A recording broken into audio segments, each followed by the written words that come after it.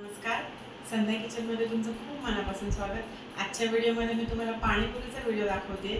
त्याच्यामध्ये मी ग्रीन चटणी आणि इमली चटणी दाखवते। तर मुलांच्या सुट्ट्या सुरू आहेत आणि मुलांना रोज काही ना काहीतरी छान खायचं असतं। तर सुट्टीचा व्हिडिओ आहे हा, मस्तपैकी एन्जॉय करतो आम्ही। तुम्ही पण करा आणि व्हिडिओला नक्की लाईक शेअर सबस्क्राइब करायला विसरू नका। 1 वाटी कोथिंबीर, 1 वाटी पुदिना आणि 4 हिरव्या मिरच्या घेतलेल्या आहेत। मी चवीपुरतं मीठ घालायचं आहे आणि 4 ते 5 चमचे पाणी घालून आपण ही चटणी मिक्सरमध्ये बारीक करून घ्यायची। मी बारीक करून घेते आणि आता लगेच आपण जो इमली सॉस जो असतो खट्टा मिठा, आपण कुठल्याही पदार्थासोबत खाऊ शकतो, त्याची तयारी करायची।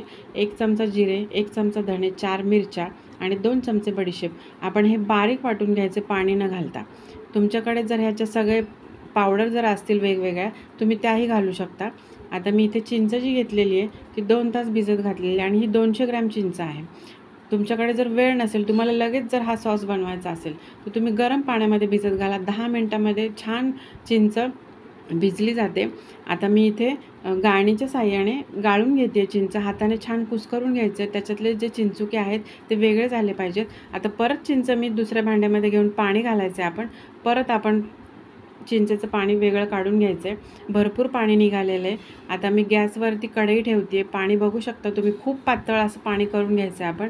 त्याच्यामध्ये मी बरोबर अर्धी वाटी गूळ घातलेला आहे। गूळ घातल्यानंतर जी आपण पावडर करून ठेवली होती ड्राय, ती पावडर याच्यामध्ये घालायची आहे आणि मिक्स करून घ्यायचं आहे। एकदम व्यवस्थित मिक्स करून घ्यायचं आहे। मिक्स करता करता आपण याच्यामध्ये तुम्ही गुळाचं प्रमाण जर तुम्हाला वाढवायचं असेल तर तुम्ही वाढवू शकता।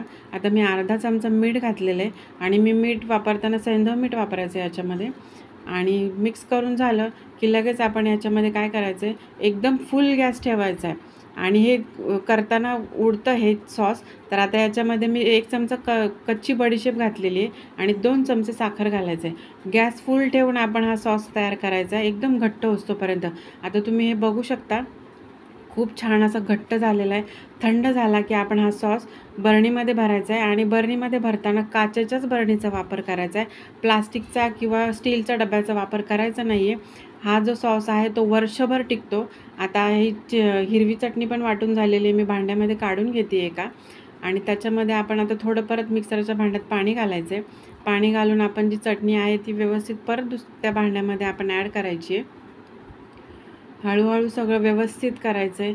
खूप छान चविष्ट अशी, मुलांना खूप आवडेल इतकी सुंदर चव पाणीपुरी झाली होती। आता याच्यामध्ये मी सैंधव मीठ घातलेलं आहे आणि अर्धा चमचा चाट मसाला घालायचा आहे। तुमच्याकडे जर काळं मीठ असेल ना तर ते तुम्ही घाला, त्याने पण खूप छान चव येते। आणि आता अर्धा लिंबू पिळलेलं आहे मी याच्यामध्ये। आणि आता इमली सॉस जो आहे तो मी बरणीमध्ये भरून ठेवते आहे। खूप छान घट्ट झालेली आहे। बरणीमध्ये भरून ठेवली की आपण ही फ्रीजमध्ये स्टोअर करून ठेवायची आहे। आणि आता याच्यामध्ये 2 चमचे मी कढईमध्ये ठेवते आहे चटणी। आता आपल्याला याच्यामध्ये 1 तांब्याभर पाणी घालायचं आहे। पाणी घातलं की कढईला जो चटणी जी लागलेली आहे चिंचेची, ती पूर्ण मिक्स करून घ्यायची आहे, वेस्ट करायचं नाही आहे काहीच। मिक्स करून झालं की मी आता ह्या दोन्ही चटण्या फ्रीजमध्ये ठेवणार आहे। एकदम थंड जेव्हा होईल ना तेव्हा मी पाणीपुरी बनवण्यासाठी मी घेते आहे। आता मी काचेच्या ट्रान्सपरंट बाउलमध्ये टाकलेत, खूप छान असे रंग दिसतात आहे त्याचे। सॉसचा रंग बरणीमध्ये पण खूप सुंदर दिसतो बघा तुम्ही। आणि आता मी चटणीमध्ये, हिरव्या चटणीमध्ये बुंदी घातलेली आहे आणि पाणीपुरीच्या पुऱ्या पण घेतलेल्या आहेत। आणि मी आता सगळ्यात आधी पुरीमध्ये हिरवी चटणी घालते आहे, थोडीशी चिंचेची चटणी घालते आहे 1 चमचा। मुलांना पाणीपुरी खूप जास्त आवडली, मला पण आवडली। तुम्ही पण घरी ट्राय करा आणि कमेंट करायला अजिबात विसरू नका। तुम्ही पण तुमच्या मुलांना चौपाटीवरनं बाहेर जो खाण्यामध्ये जो आनंद आहे ना, तो घरात बनवून खाण्यामध्ये खूप जास्त पटीने खूप छान आहे। तुम्ही पण घरी नक्की ट्राय करा आणि व्हिडिओ आवडल्यास व्हिडिओला लाईक शेअर सबस्क्राईब करायला अजिबात विसरू नका।